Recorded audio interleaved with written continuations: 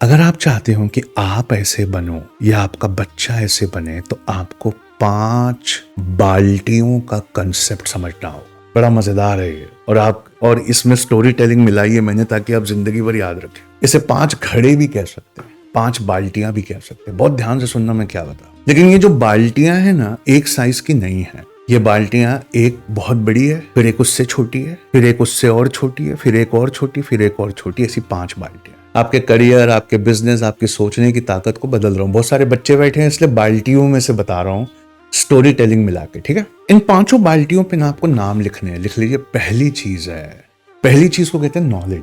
Knowledge की बाल्टी बहुत बड़ी है, इसको भरने में बहुत टाइम लगता है। लेकिन जैसे ही ये भर गई तो इसमें से पानी छलक कर दूसरी बाल्टी में गिरता है, जिसके ऊपर आपको लिखना है स्किल्स। जब नॉलेज एक लेवल पार करती है, पहली बाल्टी पूरी भर जाती है, तब छलक कर स्किल्स में आता।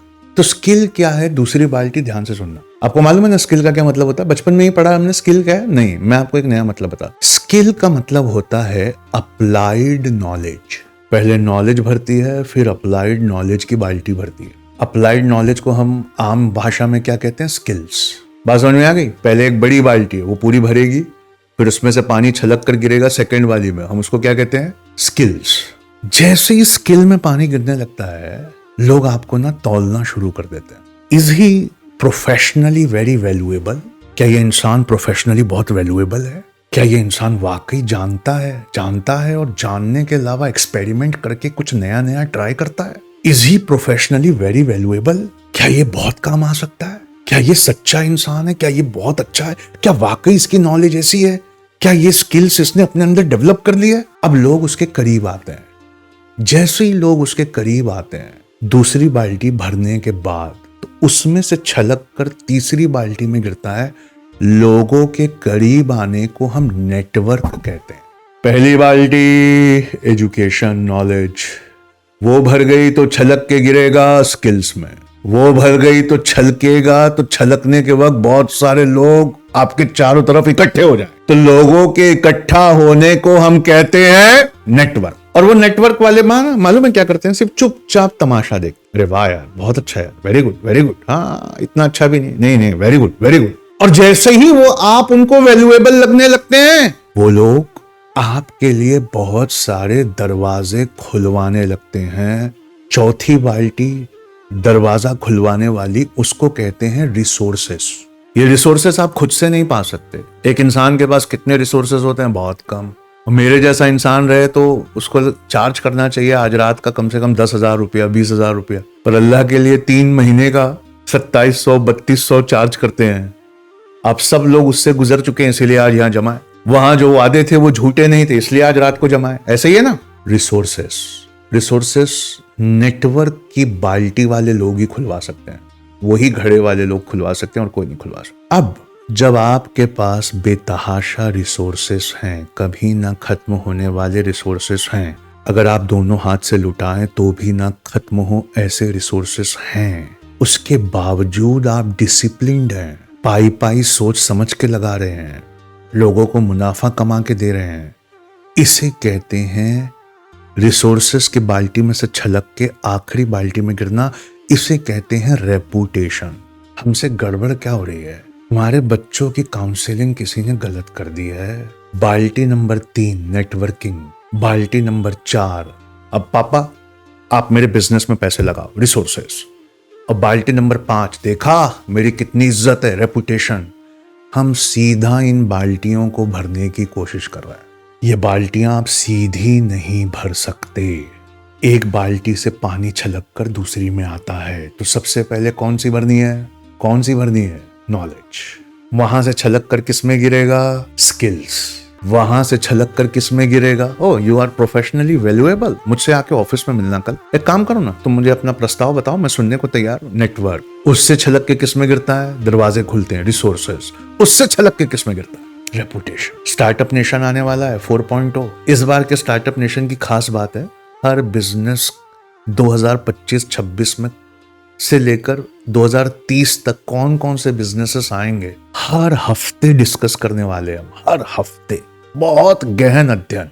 उस बिजनेस की प्रॉम्प्ट कैसे लिखें कि हमारा एआई हमारा को फाउंडर हो जाए। एक बहुत ताकतवर जिन्नात है जो हमारी तरफ देख रहा है, जो हुक्म मेरे आका, इधर आओ। बहुत अच्छा एक एक्सपेरिमेंट देता हूँ। मान लो मैंने ऐसे हाथ से पकड़ा और आपने पकड़ लिया, और मेरे पास इसमें ना सारे एआई पेड हैं, सारे पेड वाले अच्छे वाले एआई। मैं आपसे एक बात बोलता हूँ, क्या आप इसको कमांड दीजिए, आपका जो सपना है ना आप उसको वो कमांड दीजिए, उसे कुछ ऐसा बताइए, अपना बिजनेस रात दिन उससे बात करिए। और ये पेड वाले हैं, महंगे वाले जो एलॉन मस्क यूज करता है, सत्य नडेला या सुंदर पिचाई यूज करते हैं, वो वाले आप वो वाला कमांड दीजिए। देखिए मैंने आपके लिए दरवाजे खुलवा दिए, रिसोर्सेस दे रहा हूं मैं आपके हाथ में, ले रिसोर्सेस। क्या इस्तेमाल करोगे आप इसको? क्या लिखोगे? क्या लिखोगे? और ये बहुत ताकतवर है। पूछा कितना ताकतवर है? उतना ताकतवर है जितनी ताकतवर आपकी कमांड। रुको रुको, सिर्फ चेहरा हिलाना मैं समझ जाऊं। क्या ये ताकतवर है? कितना ताकतवर है? जितनी ताकतवर आपकी कमांड है। आपकी कमांड उतनी ताकतवर है जितना आप पानी आपकी पहली दोनों बाल्टियों में है। सतनाम सिंह ने मुझसे 4 दिन पहले ये सवाल पूछा कि स्टार्टअप नेशन की बैच में से कोई सक्सेस स्टोरीज निकलती है क्या? तो 6 लोगों को मैंने वो फोन किया जो बहुत अमीर कबीर हुए। मैंने बोला यार मेरे को भी शक हो गया कि स्टार्टअप नेशन से कोई सक्सेस स्टोरीज निकलती है क्या, तुम वाकई सक्सेसफुल हुए ना? बोले हाँ। तो मैंने कहा सुनो ना, 6 हफ्ते एक एक दिन एक एक आकर बताओगे अपनी कहानी, कैसे हुआ, क्या किया, कहाँ पहुंचे, कहाँ जाना है? बोले हाँ हम आएंगे सर। लेकिन वो छोड़ो, ये जिन्नात यहाँ है। इसको छोटू जब हमारा कमांड देता है तो पता है क्या कमांड देता है? मेरे भांजे का, मेरे आज चचेरे भाई का बर्थडे है, हैप्पी बर्थडे लिख के क्लाउड्स में बिठा। सवेरे आपने अपने बच्चे को पकड़ा, इधर आओ, ऑफिस जा रहा हूं मैं, लेट हो रहा। हाँ ये 500 रुपए लो। हाँ क्या करूं? 5 तरह की आइसक्रीम लाओ और 550 में शाम तक बेच के दिखाओ। और सुनो, अकेला मत समझो, तुम्हारे साथ मैं अपना एआई छोड़ के जा। इसलिए मैंने आज रात को ना सबको बुलाया, मियाँ बीवी बच्चे सहित। आप समझ रहे हो, ये पर्सपेक्टिव बदलना है हमको। जब एलॉन मस्क ये बात बोलता है ना कि मैं बंदर के यहाँ चिप लगा रहा हूँ, मार्स पे ना रॉकेट ले जा रहा हूँ, खुद चलने वाली कार बना रहा हूँ, एआई ऑपरेटेड रोबोट बना रहा हूँ, लोग उसकी बात पे यकीन करने को तैयार है। जब मैं इस क्लास में ये कह रहा हूँ ना, इस बार स्टार्टअप नेशन में आप लोगों ने भर भर के मुझे देंगे, तो मैं उसकी कमांड बनाने की बोल रहा हूँ, सोच रहा हूँ। पर मैं नहीं बनाऊंगा कमांड, मैं आपसे बनवाऊं। मैं आपको कमांड बनाने के प्रिंसिपल्स बताकर आपसे बनवाऊंगा। आप में से कोई नहीं हंस रहा मेरे ऊपर, क्यों? मेरी 5वीं बाल्टी में भी पानी है जिसे रेपुटेशन कहते हैं।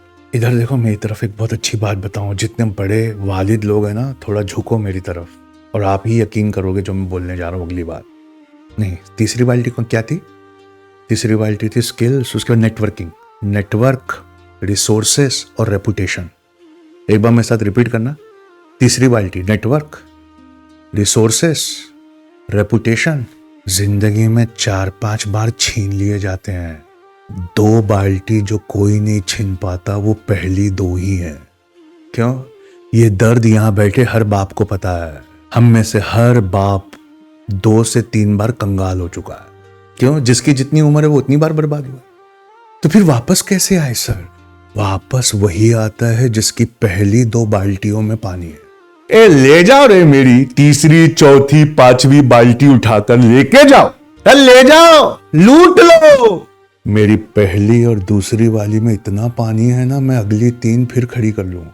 पहले एक हाथ उठा के बात बताइए। वादा किया था कि आज रात को ऐसी कैरियर काउंसलिंग करूंगा जो 2026 में काम आएगी। काम आएगी कि ना ये वाली? पक्का? ऐसे हवा में कुछ तो नहीं करा ना? मालूम है एआई ना हमारे जॉब्स लेने वाले, ये बात हम सब जानते हैं। पर आपको जो बात नहीं मालूम मैं बताता हूँ आज। एआई हमारे जॉब्स लेने वाला, इस बात से हम सबको डर लगा हुआ है। सबसे ज्यादा डर मुझे लगा हुआ है, और मैं अकेला हूं जिसका जॉब नहीं जाने वाला है, पर मैं सबसे ज्यादा डरा हुआ हूं। क्यों? मेरे कंधे पर यह जिम्मेदारी है कि मुझे जितना कम आता है उतने का इस्तेमाल करके जितनों के हो सके उतनों के जॉब्स बचवाना है मुझे। क्योंकि मेरी कौम के पास ना कोई वर्ड नहीं था, वोकैबुलरी में सबसे कमजोर मुसलमान। तो उन्होंने मुझे क्या नाम दिया मालूम? Motivational speaker. मोटिवेशनल स्पीकर कैसे होते देखा है? You have the power, let the God touch you, तुम ही छा जाओगे। मैं कड़वा सच बोलता हूं, कड़वा सच। इसलिए आधों ने मुझे और बदनाम कर दिया है। क्या? ये बहुत कड़वा बोलते हैं। Here is the next question I want you to answer. ध्यान से सुनना। मैं अपनी पहली 2 बाल्टी लबालब भर दी हूं। What you know is the knowledge, what you can do is the skill. ये स्किल वाली बाल्टी थोड़ी सी चेंज हो गई है, ध्यान से सुनना। What you know is the knowledge, what you can do. अब ये सवाल नहीं रहा, 2026 में नया सवाल है, what can you make AI to do. मुझे तुम्हारे हाथ का काम नहीं चाहिए, मुझे तुम्हारा AI में लगा हुआ हाथ चाहिए। एग्जाम्पल तो खूब अच्छा, ध्यान से सुनना। एक न्यूरो सर्जन है, मेरा सिटी स्कैन वो देखता है, पर आजकल चिड़चिड़ा रहता है। क्यों? उसके दामाद और बेटी का झगड़ा चला, प्रॉपर्टी पे इस पे केस किया हुआ है।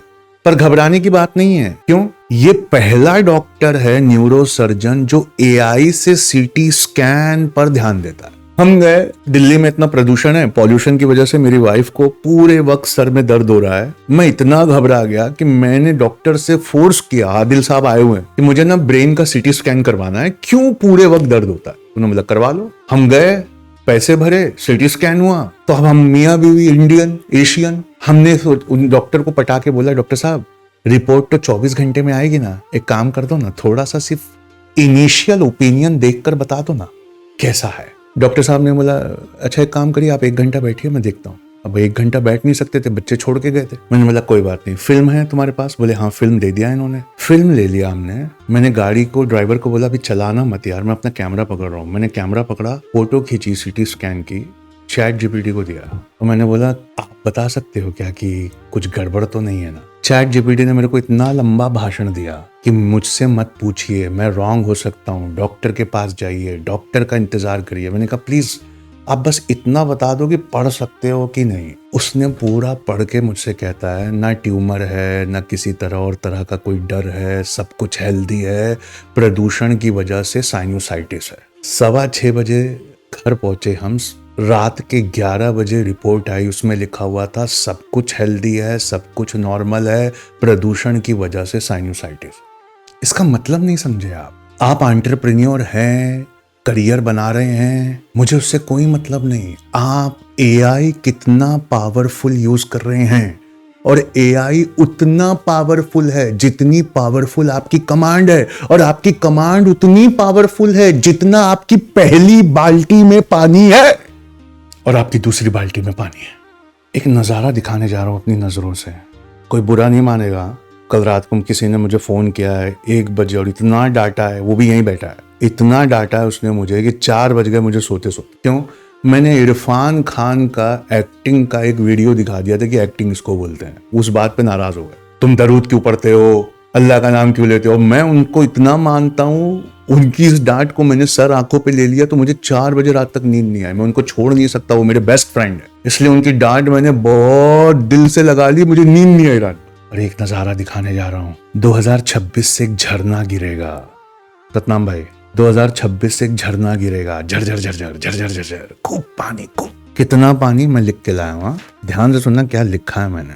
हर चीज इनफाइनाइट होगी, सॉफ्टवेयर एंड टूल्स बेहिसाब होंगे। अगर मैं अभी हाजिक को बोलूँ ना, हाजिक मेरी एक तस्वीर एडिट कर दो, बेहिसाब टूल्स पता है हाजिक को, छोटे बच्चे को पता है, बेहिसाब टूल्स होंगे, इनफाइनाइट टूल्स होंगे। झरना है, पानी गिर रहा है, झरझर झरझर झरझर झरझर, टूल्स बेहिसाब होंगे, इंफॉर्मेशन फ्री होगी। अगर कोई चीज हमसे ऐसी बन गई, अपॉर्चुनिटी ग्लोबल होगी। टूल्स बेहिसाब होंगे, इंफॉर्मेशन फ्री होगी, अपॉर्चुनिटी ग्लोबल होगी। क्या मैं इस AI के जमाने को एक नया नाम दे सकता हूं? एज ऑफ अबेंडेंस आने वाली है, हाँ कि ना?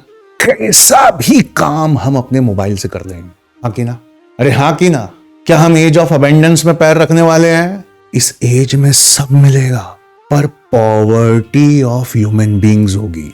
मैं एक तस्वीर बना के लाया हूं, ध्यान से सुनना, दिखाना नहीं चाहता, मेरी हिम्मत नहीं है। झरना गिरेगा, झरना, टूल्स बेहिसाब, अपॉर्चुनिटीज बेहिसाब, इंफॉर्मेशन फ्री, पर हम सब उस झरने के सामने छोटे छोटे बर्तन लेके खड़े हो। कितनी उदास करने वाली तस्वीर है कि नहीं? कितनी उदास करने वाली तस्वीर है कि कभी ना खत्म होने वाला झरना है और हम सब उसके सामने छोटे छोटे पतीले, वेसल्स लेके खड़े। मुझे ऐसा लगता है कि इंसान की सोच का दायरा जो है वो बहुत छोटा हो। टूल्स बेहिसाब होंगे, इंफॉर्मेशन फ्री होगी, अपॉर्चुनिटी ग्लोबल होगी, फिर भी ज्यादातर जिंदगियां सिमटी हुई हों। इजिप्ट में फिरौन के जमाने में फिरौन के 2 नेफ्यू रहा करते थे। एक का नाम था चूमा और एक का नाम था अजूर। ये दोनों फिरौन के नेफ्यू हुआ करते थे और फिरौन इनसे बहुत प्यार करता था। तो चूमा और अजूर को फिरौन ने अपने पास बुलाया और कहा कि सुनो, मैं चाहता हूं कि तुम मेरे लिए पिरामिड बनाओ और तुम में से जो शानदार पिरामिड बनाकर देगा मुझे, और पहले बनाकर देगा, उसे मैं इजिप्ट के एक हिस्से पर बादशाहत दूंगा, उसे बादशाहत दूंगा। तो तुम मेरे कहने पर लग जाओ और एक ऐसा पिरामिड बना के दो जैसा मैंने कभी नहीं देखा है। तो मैं इजिप्ट के एक हिस्से को, क्योंकि तुम दोनों को मैं बहुत पसंद करता हूं, अज़ूर को और चूमा, तुम दोनों को, तो मैं तुम्हें बादशाहत दूंगा, उस एक हिस्से पर बादशाहत। अज़ूर को इतना अच्छा लगा, ये इतना अच्छा लगा कि उसने तुरंत स्टार्ट कर दिया। सबसे पहले वो गया, उसने बड़े बड़े पत्थर खींचना शुरू किया, उसने अपने हाथ से नींव को, बुनियाद को बनाना शुरू किया।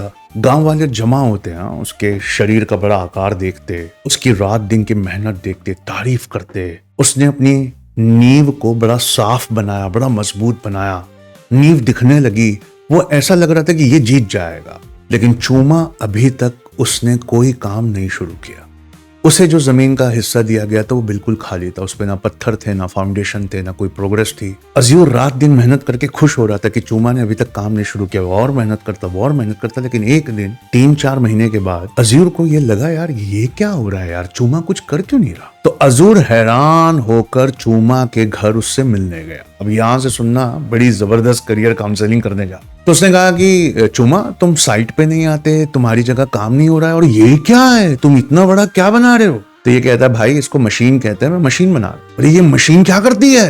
कहा, ये भाई ये मशीन जो है पिरामिड के ऊपर वाले हिस्सों पे भारी पत्थरों को खींचने में लिफ्ट जैसा काम करती है। उसने कहा, पागल हो क्या तुम।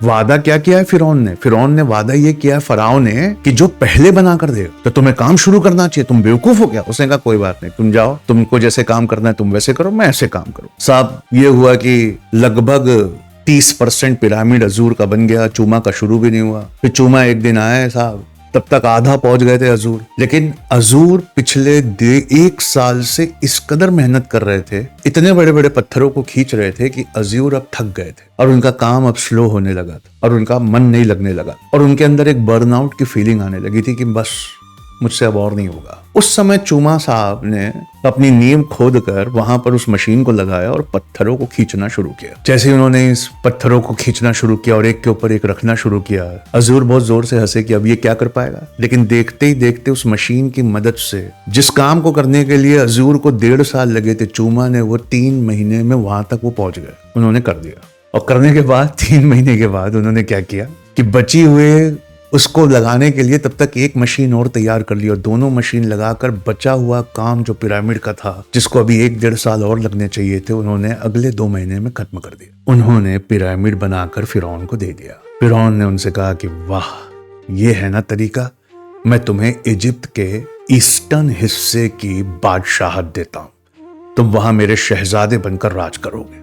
उसके बाद जब उनको बादशाह बनाया गया तो आने वाले पैसों से उन्होंने क्या किया, आराम से अपनी जिंदगी गुजारने के बजाय रोज एक्सपेरिमेंट करके इनोवेटर बन के कुछ और बनाते गए और कुछ नई नई चीजें बना कर दुनिया को देते गए। और उससे उन्होंने इतनी मालो दौलत कमाई कि आप हिस्ट्री में जब सर्च करेंगे तो चूमा इजिप्ट के सबसे ताकतवर और पैसे वाले बादशाहों में से एक थे। क्यों उन्होंने ऐसा क्या किया। और हम अज़ूर क्या करते हैं, अज़ूर मजदूर जैसे लोग होते हैं, हम बस बैल की तरह लग जाते हैं, लगाओ काम लगाओ, नहीं तुम बिल्कुल पढ़ाई करो, सिर झुका के पढ़ाई करो, तुम्हारे नंबर आना चाहिए, सुनो फेल नहीं होना। और ये अपने बच्चे से क्या कहते हैं, कुछ नया बनाना यार, कुछ इंटरेस्टिंग बनाना, तू प्रोड्यूसर क्लास बनना यार, तो कुछ ऐसा करके दुनिया पलट के रख देना यार।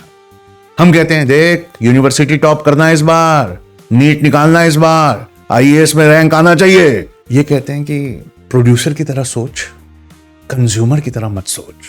पहला फर्क यही है और यहीं से आज का वेबिनार शुरू होता है। हम उपभोक्ता की तरह, कंज्यूमर की तरह सोचते हैं, वो प्रोड्यूसर की तरह सोचते हैं। हम चीज़ों को खरीदने के बारे में सोचते हैं, वो चीज़ों को बेचने के बारे में सोचते हैं। हम क्लास लेने के बारे में सोचते हैं, वो क्लास पढ़ाने के बारे में सोचते हैं। हम जॉब्स पाने के लिए जद्दोजहद करते हैं, वो जॉब्स देने वाले होते हैं। हम सोना खोद कर निकालने की सोचते हैं अपनी मेहनत से, लेकिन सोना खोदने वाले साइट पे जाओ तो तो शॉवेल यानी फावड़ा जिससे हम सोना खोदेंगे, उसकी दुकान उनकी रहती। वो प्रोड्यूसर क्लास होते, उनकी साइकोलॉजी, उनकी अपॉर्चुनिटी, उनका पर्सपेक्टिव, उनका मानसिक ढांचा बिल्कुल अलग। वो समस्याएं हल करने में विश्वास रखते हैं, वो प्रॉब्लम को सॉल्व करने के लिए वो हर चीज को a problem to be solve बनाकर दे। मैं मार्केट में एंटर करूंगा तो क्या चेंज करूंगा, ये वाला प्रॉब्लम कैसे सॉल्व किया जा सकता है। हम जिंदगी में जहां पहुंचे वहां पहुंचे इसलिए नहीं कि हमें इंटेलिजेंस की कमी थी, इसलिए कि हमें किसी ने बताया नहीं था कि प्रोड्यूसर क्लास क्या होती है। प्रोड्यूसर क्या होता है मालूम है?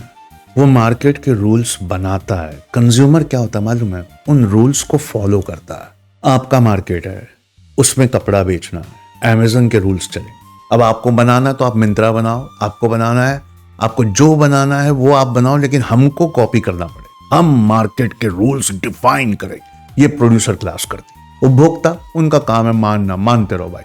मैं ना पूरी एक नस्ल की, और इसी साल के कैलेंडर से, और मुझमें जितनी ताकत है पता नहीं कितनी है, मैं लगाना चाहूंगा हमारी कंज्यूमर क्लास को प्रोड्यूसर क्लास का पर्सपेक्टिव देने के लिए, इस पूरे समाज का परसेप्शन अपग्रेड करने के लिए, चाहे मुझे जितना चीखना पड़े, चाहे मुझे जितना समझाना पड़े। ये बिजनेस मॉडल क्या होता है, ये इनोवेशन के रूल्स क्या होते हैं, हम चीजों को प्रॉब्लम की तरह कैसे देखें, इसे बेचने की साइकोलॉजी क्या होती है। मतलब कुछ ऐसा करना कि हमारा जो ये चश्मा है ना, जिससे हमको हिप्नोटाइज किया गया है कि बेटा मेहनत करो, ग्रेजुएशन हो गया वेरी गुड, पोस्ट ग्रेजुएशन करो, पोस्ट ग्रेजुएशन हो गया वेरी गुड, आईआईटी क्रैक करो, आईआईटी क्रैक करके मैं क्या करूंगा, सत्य नडेला बनोगे वेरी गुड, सुंदर पिचाई बनोगे नाइस। सत्य नडेला बन के मैं किसकी कंपनी में काम करूंगा? उस बिल गेट्स की जिसने पढ़ाई बीच में छोड़ दी थी, या उस टेस्ला के अंदर जाकर इंजीनियर बनूंगा, उस एलॉन मस्क की कंपनी में जिसने पढ़ाई बीच में छोड़ दी। सर क्या आप हमें पढ़ाई बीच में छोड़ने के लिए कह रहे? बिल्कुल नहीं, पढ़ाई करते हुए उस चश्मे को बदलने के लिए कह रहा हूं जिस चश्मे ने हमें सम्मोहित करके रखा हुआ। हमें ना मालूम है वो टेक्निक, वो स्ट्रेटेजीज चाहिए जो उनके पास है। वो हर जगह अपॉर्चुनिटीज देखते हैं, हम अपॉर्चुनिटीज के लिए वेट करते करते करते करते थक जाते। हमारे किचन में उनका सामान है, हमारे हाथ में उनका सामान, हमारी जिंदगी में उनका सामान। हम जहां जाते हैं वो प्रोड्यूसर है, वो बना कर देते हैं, हम इस्तेमाल करते हैं। तो आज का पहला सबक ध्यान से सुनना, प्रोड्यूस फर्स्ट कंज्यूम लेटर, ये उनकी साइकोलॉजी का पहला ए है। इसको आप लिखना चाहें तो लिख लीजिए, produce first consume later, produce first consume later. पहले बनाओ, बाद में कुछ खरीद कर इस्तेमाल करो। समझ रहे हैं? मतलब मेरी जिंदगी में कुछ बदला है अभी। एक सपनों की कार के लिए पैसा जमा करना आप भी करते हैं, मैं भी कर रहा हूं, लेकिन वो इस पैसे को कार नहीं खरीदते, वो इस पैसे से ट्रायल एंड एरर के एक्सपेरिमेंट्स करते हैं, और वो इस पैसे से ऐसा बिजनेस बनाते हैं कि फिर हर साल 2 नई कारें खरीद। ये उनकी साइकोलॉजी है। उनका जो फाइनेंशियल बेस है वो अनशेकेबल होता है, और हर थोड़े दिन में कुछ पैसे बचाकर खरीदने वाले हम लोग, हमारा फाइनेंशियल बेस बिल्कुल शेकेबल हो, हम बिल्कुल हिले हुए होते हैं, हम ठीक उल्टा काम करते हैं। लेकिन वो बिल्कुल अलग काम करते हैं साहब। वो क्या काम करते हैं? वो प्रोड्यूस करते हैं। हमें स्लो लेन में भेजा गया, उनको फास्ट लेन में भेजा गया, और उनकी फास्ट लेन में 5 वर्ड हमेशा उनके इर्द गिर्द उनके बच्चों की कान में अजान की तरह गुंजाए जाते हैं। लिख लीजिए, पहला इनोवेशन, दूसरा विजन, तीसरा creation. Innovation, vision, creation, innovation, vision, creation. बस समझ में आ रही? Innovation, vision, creation. और एक खास बात, जैसे कोई चीज बन गई, चल पड़ी, दुनिया को उन्होंने बेचा, दुनिया ने सर आंखों पर उस प्रोडक्ट को लिया, ठीक वो एक सिस्टम बनाकर उससे बाहर आ जाए। अब आपने इस बात को समझना, ये बहुत इंपॉर्टेंट चीज है। वो कुछ बनाते हैं, कुछ इनोवेट करते हैं, ट्रायल एंड एरर करते हैं, बहुत दिन धक्के खाते हैं, बहुत दिन बहुत कम पर जीते हैं, रात दिन रीआइट्रेट करते हैं, पूरी नियत के साथ उसको चेंज करते हैं। जैसे ही वो चल पड़ा, यहां एक नया फर्क है जो मेरे को आपको समझाना। हमारे यहां भी बिजनेसमैन है, हमारे यहां भी करोड़ों के बिजनेस हैं। ऐसा नहीं है कि हम सब मजदूर हैं, हमारे यहां भी लाखों करोड़ों अरबों के धंधे करने वाले लोग। लेकिन वो लाखों करोड़ों तक ही रहते हैं, ये अरबों और खरबों में जाते हैं। क्यों? जैसे ही कोई बिजनेस चल पड़ा, ये एक सिस्टम बनाकर उस बिजनेस को सिस्टम के हवाले करके उसमें से बाहर आते हैं। ये आजादी की बुनियाद रखते हैं। हम आजादी की बुनियाद नहीं रखते, हम हम अपने बिजनेस में फंसे रहते जब तक कि हमारा बच्चा उसको संभालने लायक ना हो जाए। उनके यहाँ और हमारे यहाँ, सेकंड लेसन, उनके यहाँ और हमारे यहाँ इनकम का तस्वुर अलग अलग है। हमारे यहाँ इनकम का मतलब होता है आमदनी, उनके यहाँ इनकम का मतलब होता है टाइम की आजादी। लिख लीजिए इस लाइन। हमारे यहाँ प्योर आमदनी होती है, आमदनी कितनी है भाई, आमदनी कितनी है। उनके यहाँ थोड़ा अलग होता है, आमदनी ऑटोमेटिक और टाइम की आजादी, मेरे वक्त की आजादी कितनी है और मेरे अकाउंट्स में पैसे आते रहे, मेरे वक्त की आजादी कितनी है। उनके यहाँ ये होता है। बात समझ में आ रही है? उनके यहाँ ये होता है। हमारे यहाँ क्या होता है? हमारे यहाँ गड़बड़ होती है। एक अच्छी मिसाल दूं, हमारे यहाँ ना एक बेकरी चलाने वाला होता है, बहुत अच्छी बेकरी चलाता है वो, बहुत भीड़ लगती है उसके यहाँ। कुछ दिन से बीमार रहता है वो, तो वो डॉक्टर के यहाँ जाता है, तो डॉक्टर उसे जांच लिख कर देता है। वो जांच करवा के डॉक्टर के यहाँ जाता है, तो डॉक्टर कहता है अरे बाप रे, ओफो ये तो बहुत बड़ी गड़बड़ होगी। बोले क्या? तुम्हें ग्लूटेन से एलर्जी है और तुम्हारे लंग्स में इस एलर्जी का दिखाव शुरू हो गया। तो मैं क्या करूं डॉक्टर साहब? एक ही तरीका है। बोले क्या? मैदे से दूर रहो। अब आप बेकरी वाले से ये कहें कि मैदे से दूर रहो। हमारे यहाँ क्या होता है? हम मुंह लटका के घर आते हैं, अल्लाह पाक बस मैं ही मिलता हूं तुझे, है ना। मैंने इतनी मेहनत की, एक बेकरी खड़ी की, वो चल पड़ी, पर परवरदिगार तू ही मुझे चुनता है ना, और दुनिया में कोई नहीं है। तब तक हमारी बहन आ जाती है घर में, या फुफ्फू आके कहती है आजकल करनियां बहुत हैं, नजरें लगती हैं, लोगों ने बंदिशें की हुई है ना। फॉरेन में क्या होता है? इसका ठीक उल्टा। फॉरेन में क्या होता है कि वो अपनी बेकरी में से सारा मैदा जमा करके मुंह पे मास्क लगा के फेंकने जाता है, तो वहां एक किताब कचरे में पड़ी हुई, उस पर लिखा होता है ग्लूटेन फ्री बेकिंग, या वो किताब की दुकान पे जाकर खरीद के लाता है कि ग्लूटेन फ्री बेकिंग ये क्या होता है। फिर उस किताब को खोल कर वो अपने किचन में रखते हैं और जिस तरह का आटा उसमें बताया गया उस तरह के आटे से ट्रायल एंड एरर करके कुछ बनाना शुरू करते हैं। और जैसे ही पहला ग्लूटेन फ्री प्रोडक्ट आता है या पेस्ट्री बाहर आती है, वो खुश हो जाते हैं। अब वो क्या करते हैं?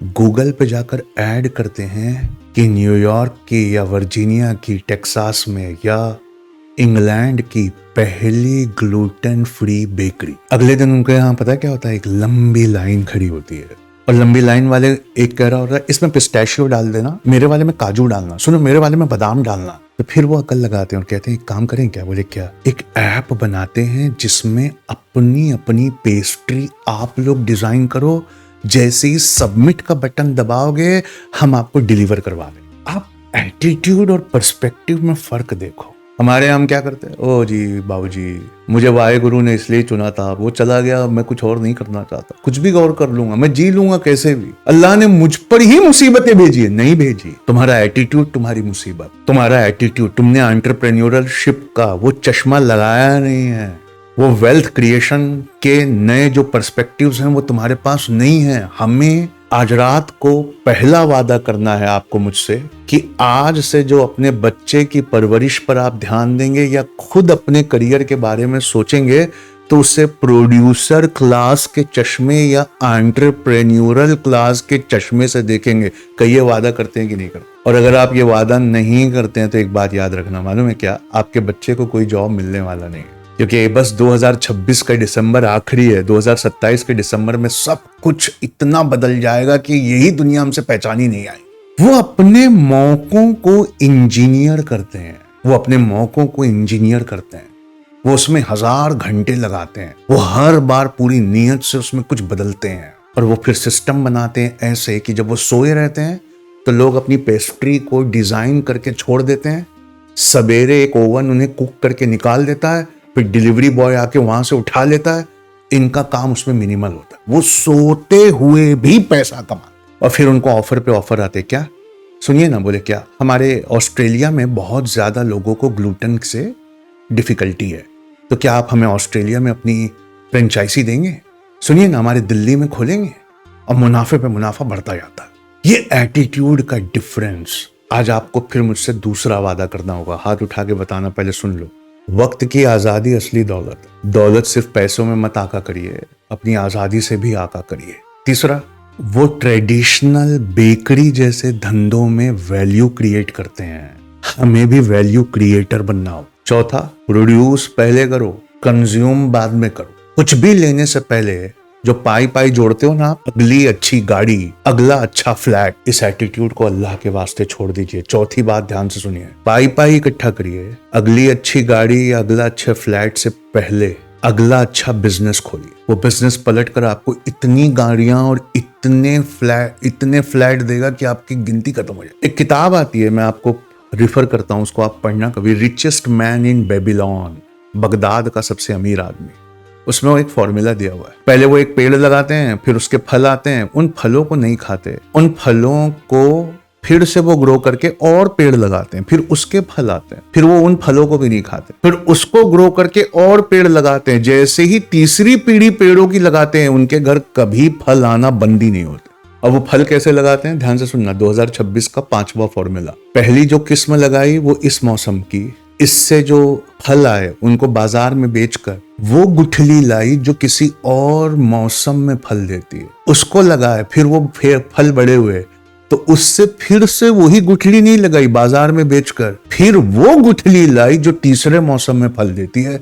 इस तरह रिचेस्ट मैन इन बेबीलोन, उन्हें हर मौसम में फल मिलता है। आपको भी यही करना, पाई पाई जोड़ते रहिए और अगला फ्लैट और अगली गाड़ी से पहले अपने परिवार की काउंसलिंग करिए कि हमें एक अगला बिजनेस खोलने की जरूरत है। अब ध्यान से सुनना, बहुत इंपॉर्टेंट चीज है। मैं आपसे एक बात बोलूं, बहुत जबरदस्त वाली, ध्यान से सुनना। एक आदमी है, बड़ा मोटा सा, बड़ा लहीम शहीम भीष्म सा, और आप मेरे घर के बाहर हैं और वो मोटा सा आदमी दौड़ता हुआ आ रहा है, थका हुआ है, एकदम जॉगिंग करके हफ रहा है। हमने उससे पूछा, और क्या हो रहा है मेरे दोस्त, कैसे हैं आप? तो उसने बोला, बस सब ठीक है। और वो पसीने में नहाया हुआ है, कह रहा है मैं स्पेसशिप बना रहा हूँ मार्स पे जाने के लिए, और मैं AI पावर्ड रोबोट्स बना रहा हूँ, और बंदरों के दिमाग में चिप लगा रहा हूँ। और तुम कैसे हो? हमने कहा हम भी अच्छे हैं। बस वो चला जाए। वो चला गया। जैसे ही वो चला गया, आप मेरे साथ बैठे हैं, वो आदमी आया, रुका, उसने बताया, वो चला गया। अब आप मेरी तरफ देख के हंसेंगे कि नहीं हंसेंगे कि बंदरों के दिमाग में चिप लगाना, मंगल ग्रह पर रॉकेट भेजना, रोबोट्स जो AI से चलते हो, क्या फेंक रहा है यार ये लंबी लंबी।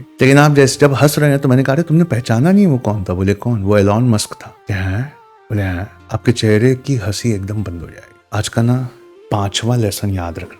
आजकल आइडियाज को ना लॉजिक से जज नहीं करते, बोलने वाले की क्या पर्सनालिटी है, पीछे क्या उसने किया है, इस बात से ज्यादा जज करते हैं। और अगर बोलने वाले ने वाकई बहुत इज्जत और धाक मेहनत से लोगों के दिलों में कमाई है तो उसके प्रोडक्ट लॉन्च करने से पहले लोग मानने को तैयार। तो एक बात बताऊं बहुत अच्छी, आप आए ना, मैंने बुलाया सैटरडे की रात को, वलीमा छोड़कर बैठे हुए मेरे सामने।